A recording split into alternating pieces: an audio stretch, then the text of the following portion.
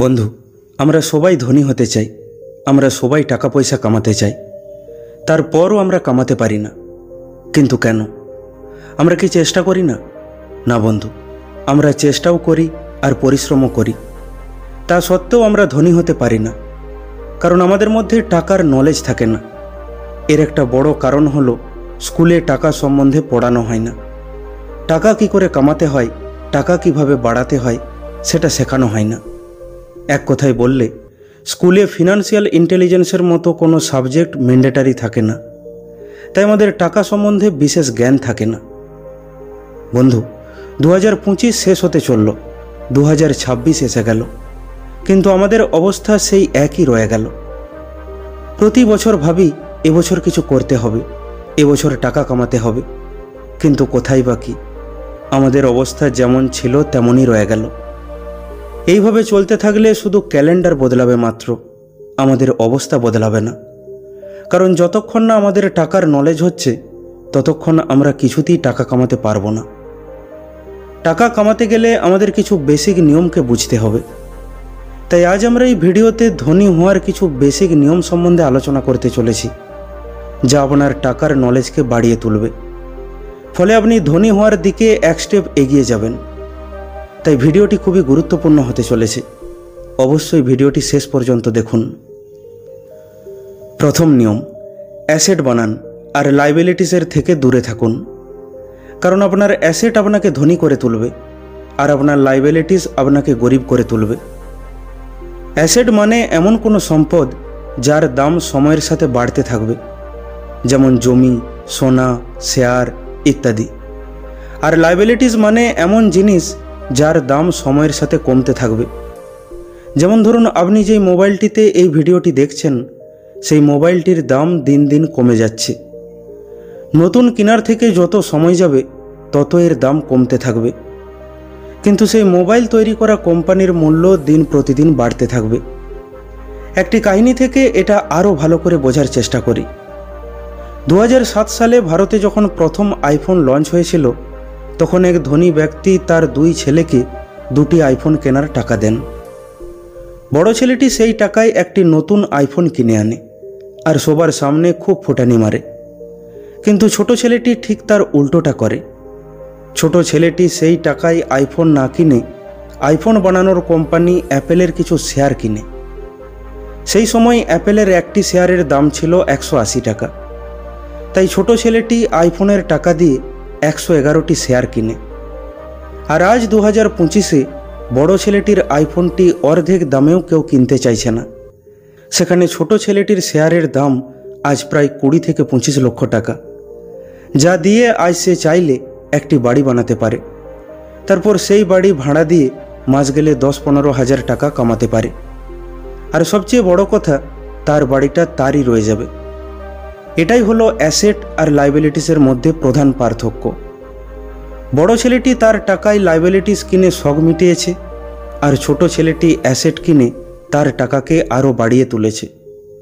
তাই অ্যাসেট কেনার দিকে মনোযোগ দিন আর লাইবিলিটিসের থেকে দূরে থাকুন। দ্বিতীয় নিয়ম, টাকার হিসাব রাখুন। লক্ষ্য করুন আপনার ইনকাম করা টাকা কোথায় যাচ্ছে, কিভাবে কোথায় কোথায় খরচা হচ্ছে। আর এই নিয়মটি খুবই গুরুত্বপূর্ণ। তাই যে কোনো গভর্নমেন্ট ও কোম্পানি শুধু এটা দেখার জন্য বড় বড় কমিটি বানিয়ে রেখেছে। তাদের কাজই হলো কেবল এটা দেখা যে সরকার কিংবা কোম্পানির পয়সা কোথায় আর কিভাবে খরচা হচ্ছে। আমরাও যদি আমাদের জীবনে দেখি তাহলে আমরা দেখতে পাবো অনেক টাকা পয়সা আমাদের ফালতু ফালতু খরচ হয়ে যায়, যেটা না করলেও হতো। উদাহরণস্বরূপ, কোনো অ্যাপের পেড সাবস্ক্রিপশন নিয়ে রাখা, যেটা হয়তো সারা মাসে সেইভাবে ব্যবহারও করা হয়নি। খেয়াল করে দেখবেন, যে কোনো কোম্পানি বিভিন্ন ফিচার্সের নাম করে আমাদের দামি দামি জিনিস কিনে দেয়, কিন্তু বেশিরভাগ ক্ষেত্রে সেই ফিচার্সগুলো আমরা ইউজ করার সময়ই পাই না। তাই নিজের খরচার অবশ্যই হিসাব রাখুন।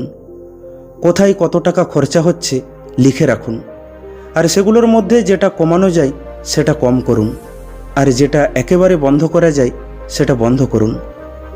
ছোট ছোট খরচা বলে ইগনোর করবেন না, কারণ বিন্দু বিন্দু দিয়েই সিন্ধু তৈরি হয়। তাছাড়া এখানে ব্যাপারটা অ্যামাউন্টের না, ব্যাপারটা অভ্যাসের। ব্যাপারটা টাকার প্রতি সম্মানের। আর টাকাকে সম্মান না করলে টাকাও আপনাকে সম্মান করবে না, তখন ও অন্য হাতে চলে যাবে। তাই খরচার অবশ্যই হিসাব রাখুন আর বাজে খরচা বন্ধ করুন। শুধু এই বাজে খরচা বন্ধ করার জন্য আমেরিকার রাষ্ট্রপতি ডোনাল্ড ট্রাম্প ইলন মাস্ককে নিয়ে একটি কমিটি গঠন করেছিল। আমরা নিশ্চয়ই তাদের থেকে বুদ্ধিমান নই, তাহলে আমাদেরও এই নিয়মটি মেনে চলা উচিত।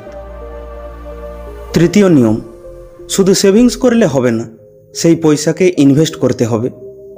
বুদ্ধি খাটিয়ে সেই পয়সাকে বাড়াতে হবে আর তার জন্য সঠিক জায়গায় ইনভেস্ট করতে হবে। আমাদের মধ্যে অনেকেই সেভিংস করি কিন্তু ইনভেস্ট করি না, কারণ নানা রকমের ভয়। টাকা মারা যাবে না তো? না না বাবা, দরকার নেই, এই ভেবে আমরা টাকাকে যত্ন করে রেখে দিই। কিন্তু আমাদের বুঝতে হবে, টাকা বাঁচিয়ে আপনি কোনোদিনও ধনী হতে পারবেন না। আপনাকে ধনী হতে গেলে টাকাকে ইনভেস্ট করতে হবে। তাই টাকা বাঁচালে হবে না, সাথে সাথে বাড়াতেও হবে। কারণ ইনফ্লেশনের কারণে টাকার ভ্যালু দিন প্রতিদিন কমতে থাকবে। চলুন এটা একটা উদাহরণ দিয়ে আরও ভালো করে বোঝার চেষ্টা করি। একবার একটা ছেলে তার দাদু মারা যাওয়ার পর সেই ঘরটা পরিষ্কার করেছিল। তখনই সে SBI বন্ডের একটা কাগজ পায়, যেটা তার দাদু বহু বছর আগে কেবল 500 টাকায় কিনেছিল। খোঁজখবর নিয়ে জানা যায় আজ সেই বন্ডের মূল্য প্রায় 3,75,000 টাকা। একবার ভেবে দেখুন, ছেলেটির দাদু যদি 500 টাকাটা কোথাও ইনভেস্ট না করে আলমারিতে জমিয়ে রেখে দিত, তাহলে ছেলেটি বড়জোর আজকে 500 টাকায় পেত। কিন্তু তার দাদু বুদ্ধিমান হয় টাকাটাকে দিয়ে SBIয়ের বন্ড কিনে নিয়েছিল, মানে ইনভেস্ট করেছিল। তাই সেটা আজ বহুগুণ হয়ে তার নাতির কাছে ফিরে এসেছে। তাই ইনভেস্ট করুন, যেটাতে আপনার বিশ্বাস আছে সেটাতে করুন। জমি, সোনা, স্টক, FD, কোনো বিজনেস, যেখানে আপনার বিশ্বাস আছে সেখানে করুন, কিন্তু ইনভেস্ট অবশ্যই করুন। খুব একটা লোভ না করে চুপচাপ একটি নির্দিষ্ট হারে নিজের অর্থকে বাড়াতে থাকুন। কখনো এটা ভাববেন না যে যখন অনেক টাকা হবে তখন আমি ইনভেস্ট করব, কারণ এরকম কোনোদিনও হবে না। তাই ছোট থেকেই শুরু করুন। মোট কথা, ইনভেস্ট করার অভ্যাসটা চালু করুন। চতুর্থ নিয়ম, একটি ইনকামের উপর নির্ভর করে বসে থাকবেন না। বন্ধু, আমরা যেই ট্রেনে বা প্লেনে ভ্রমণ করি, সেই ট্রেনে বা প্লেনেতেও দুটি ইঞ্জিন থাকে। ভাবুন, কয়েক ঘন্টার ভ্রমণ করার সময়ও একটি ইঞ্জিনের উপর ভরসা করা যায় না। তাহলে জীবনের এতটা পথ একটা ইনকামের উপর ডিপেন্ড করে কি করে পাড়ি দেবেন? বন্ধু, আমাদের আশেপাশে এরকম অসংখ্য উদাহরণ রয়েছে যারা একসময় ভালো ইনকাম করত, কিন্তু আজ তাদের অবস্থা খুবই খারাপ, কারণ তাদের কাছে কোনো ব্যাকআপ প্ল্যান ছিল না। তারা সারা জীবন কেবল একটি ইনকামের উপরই ডিপেন্ড করে কাটিয়ে দিয়েছে। তাই কখনো একটি ইনকামের উপর ডিপেন্ডেন্ট থাকবেন না। মনে রাখবেন, আজকালকার দিনে আপনার কাছে একাধিক ইনকাম সোর্স অবশ্যই থাকতে হবে। তাতে সেটার থেকে অল্প আয় হোক তাও চলবে। এটা বিশেষ করে এই জন্য করা যাতে মেন ইনকাম সোর্স কোনো কারণে বন্ধ হয়ে গেলে আপনি অল্টারনেটিভ ইনকাম সোর্স থেকে ম্যানেজ করতে পারবেন। ভাবুন, আপনাকে যদি বলা হয় এক পায়ে দাঁড়িয়ে থাকতে, তাহলে কতক্ষণ দাঁড়াতে পারবেন? নিশ্চয়ই বেশিক্ষণ দাঁড়াতে পারবেন না। তেমনি একটি ইনকামের ওপর ডিপেন্ড করে আপনি সারা জীবন বাঁচতে পারবেন না। তাই মাল্টিপ্লাই ইনকাম সোর্স জেনারেট করুন। পঞ্চম নিয়ম, টাকার সঠিক ব্যবহার করতে শিখুন। বন্ধু, টাকা তার কাছেই থাকে যে টাকাকে সঠিকভাবে ব্যবহার করে। এই দুনিয়া এরকম মানুষের উদাহরণে ভর্তি হয়ে আছে যারা একসময় ধনী ছিল, কিন্তু আজ তাদের অবস্থা খুবই খারাপ। বন্ধু, টাকার সঠিক ব্যবহারই আরও টাকা আনে। তাই এক এক টাকার সম্মান করুন আর টাকার সঠিক ব্যবহার করুন। আপনি রিলায়েন্স কোম্পানির সংস্থাপক ধীরুভাই আম্বানির কথা নিশ্চয়ই শুনে থাকবেন। যখন তিনি মারা গিয়েছিলেন তখন প্রায় 60,000 কোটি টাকার সম্পত্তি ছেড়ে গিয়েছিলেন। পরে সেই সম্পত্তি দুই ছেলের মধ্যে ভাগ হয়ে যায়। কিন্তু আজ একজন আল্ট্রা রিচ হয়ে উঠেছে আর একজন কোথায় হারিয়ে গেছে। কারণ কি? কারণ টাকার সঠিক ব্যবহার না করা। ধীরুভাই আম্বানির বড় ছেলে মুকেশ আম্বানি বাবার সেই টাকার সঠিক ব্যবহার করেছে, তাই সে আজ কোটি কোটি টাকার মালিক হয়েছে। আর ছোট ছেলে অনিল আম্বানি তার বাবার থেকে পাওয়া সেই টাকার সঠিক ব্যবহার করেনি, তাই সে আজ হারিয়ে গেছে। সেই সময় লোকে বলেছিল ধীরুভাই আম্বানির এত টাকা যে 7 পুরুষ বসে বসে খেলেও শেষ হবে না। কিন্তু দেখুন, এক পুরুষও গেল না। মাত্র 15 বছরের মধ্যে অনিল আম্বানি ব্যাংক্রাফট হয়ে গেল, বা বলতে পারেন দেউলিয়া হয়ে গেল। যে একসময় ধনী ব্যক্তিদের তালিকায় প্রথম দিকে থাকত, আজ সে কোথায় হারিয়ে গেল। বন্ধু, গরিব হওয়াটা এতটা কষ্টকর হয় না যতটা কষ্টকর ধনী হওয়ার পর গরিব হওয়াতে হয়। তাই টাকা কামানোটা যতটা ইম্পর্টেন্ট, তার থেকেও টাকাকে সামলানো বা ম্যানেজ করাটা আরও বেশি ইম্পর্টেন্ট। এই কিছুদিন আগের কথা, জাস্টিন বিবারের উদাহরণ নিন। জাস্টিন বিবার হলেন একজন কানাডীয় সঙ্গীত শিল্পী। তার লেভেলটা আপনি এটা শুনে বুঝতে পারবেন যে এই মুকেশ আম্বানির ছেলের বিয়েতে কয়েক ঘন্টা পারফর্ম করার জন্য তাকে 70 কোটি টাকা দেওয়া হয়েছিল। কিন্তু আজ তার অবস্থা এতটাই খারাপ যে ফেসিয়াল প্যারালাইসিস হওয়া সত্ত্বেও তাকে স্টেজ শো করতে হচ্ছে। এমন নয় যে তিনি টাকা কামাননি, তিনি টাকা কামিয়েছেন, কিন্তু টাকার সঠিক ব্যবহার করেননি।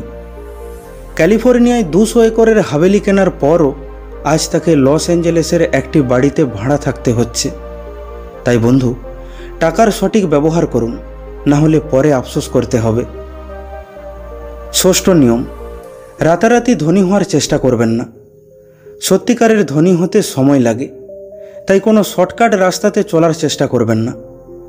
আজকাল এরকম হাজার হাজার অ্যাপ, লক্ষ লক্ষ ওয়েবসাইট ঘুরছে যারা আপনাকে একদিনই কোটিপতি বানাতে চাইছে। কিন্তু ভুল করেও এই ফাঁদে পা দেবেন না। আপনি জানলে অবাক হবেন, 2023-এ ভারতে টোটাল 11 লক্ষ কেস রেজিস্টার্ড হয়েছে যাদের পয়সা উধাও হয়ে গিয়েছে। বেশি রিটার্ন, বেশি লাভ করতে গিয়ে যা ছিল সেটাও হারিয়েছে। বড় বড় এক্সপার্টরা বছরে 10-15% রিটার্ন কামাতে হাঁপিয়ে উঠছে, সেখানে কিছু লোক আপনাকে 30 থেকে 40% রিটার্নের স্বপ্ন দেখিয়ে চলেছে। কিছুদিন পর তাদের মোবাইল বন্ধ হয়ে যাবে আর অফিসে তালা ঝুলবে। তাই ধনী হওয়ার এইসব শর্টকাট পদ্ধতি ছাড়ুন আর বুদ্ধি লাগিয়ে সঠিক দিশাতে পরিশ্রম করুন। পয়সাকে ইনভেস্ট করুন কিংবা কোনো ব্যবসা শুরু করুন। মোট কথা, সময় দিয়ে পরিশ্রম করে ধনী হওয়ার লক্ষ্য রাখুন।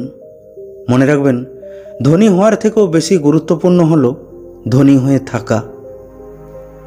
সপ্তম নিয়ম, এমার্জেন্সি ফান্ড রাখুন। আপনি আপনার লক্ষ্যের পিছনে এক মনে তখনই দৌড়াতে পারবেন যখন আপনার কাছে এমার্জেন্সি ফান্ড থাকবে, মানে একটা নির্দিষ্ট অ্যামাউন্ট যা আপনার অসময়ে বা দুঃসময়ে কাজে লাগবে। না হলে খারাপ সময়ে আপনাকে আপনার লক্ষ্য থেকে বিভ্রান্ত করে তুলবে। এছাড়া লাইফ ইন্স্যুরেন্স করান, না হলে বছরের পর বছর ধরে আপনি যে টাকা জমিয়েছেন সেটা এক ঝটকায় উড়ে যাবে। আমরা যখন হসপিটালে ভর্তি হই তখন আমাদের একটাই কথা মনে হয়, আমি না থাকলে আমার ফ্যামিলির কি হবে। এই চিন্তা আমাদের কুঁড়ে কুঁড়ে খায়, কারণ অসুখের থেকেও বেশি ভয় লাগে হাসপাতালের বিলকে। অনেক সময় আমাদের সারা জীবনের পুঁজি ডাক্তারের পিছনেই চলে যায়, তারপর আমরা পুনরায় কাঙাল ও অসহায় হয়ে পড়ি। আর আজকাল যা চলছে তাতে রোগটোগের কোনো কালাকাল নেই, যখন তখন যার তার কিছু হয়ে যাচ্ছে। তাই সবার আগে টার্ম ইন্স্যুরেন্স করান। আমাদের সবচেয়ে বড় সমস্যা হলো অসুখের সময় আমাদের কাছে টাকা পয়সা না থাকা, আর এই সুযোগে শুরু হয় বিভিন্ন লোনের জাল। আর একবার সেই জালে জড়ালে জীবন শেষ। তাই নিজের আর পরিবারের লোকজনের লাইফকে সিকিউর করার জন্য কোনো ভালো টার্ম ইন্স্যুরেন্স করান, যাতে হসপিটালের বিল আপনার জীবনটাকে একেবারে তছনছ করতে না পারে।